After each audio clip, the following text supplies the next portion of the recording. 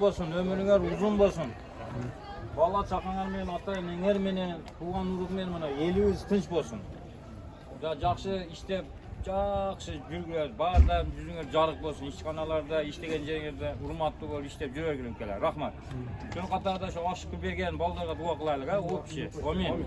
Euzubillahimineşşeytanirracim. Bismillahirrahmanirrahim. O yaratgan Allah'ım şu bizni, dostlarımızı, bizni aksakallı urmatda, buna dostlarım urmatda, akıkelam urmatda, aşkılık, oyuştular, yaşa jorlarımızda ömürlüğe bereke bergin, melekeli okul bergin, dil soğuklarını bergin, bana çakarsıga, yüzüne kutluğanlarına, atenesiga, jamiki Dışakıştagı da bardyga tınçlyk amandygyny bergin Allah'ım. Amin. Özüňden gazaňda kança tileseň tilegini bergin. Ballaryny ominde oturgan, kolaşy turgan ballarybızdyň, ülkelerimizdiň tilegini bergin Allah'ım.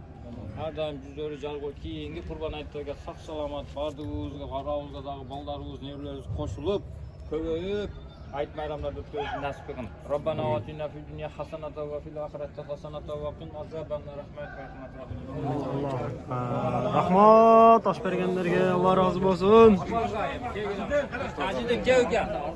Ajidin üke mana sen dağın Kudaga şükür şeýerlerge rızkyn koşulup, Kıdırşa aýylyň baldaraga koşulup, özüňdi jaşyňdy jaş karıdy, jaşly we şular biz ýeli hyzmat görüp şirin aşlady kıltasyň 2 sagatdan beri senin kolundan aşy otar diýen. Bala çaqaňyň arzawasyny görgün. Tapmanyň jaş güni biziň Kıdırşa aýlyga toker. Aşlardy, toýlarda aşlardy kılabergin. Jakşı toýlarda, beş toýlarda, sünnet toýlarda, ülen toýlarda aşlardy kılıp, kız toýlarda aşlardy kılabergin. Bala çaqaň menen, aýlapaň menen tinç bolsun eken. Allah.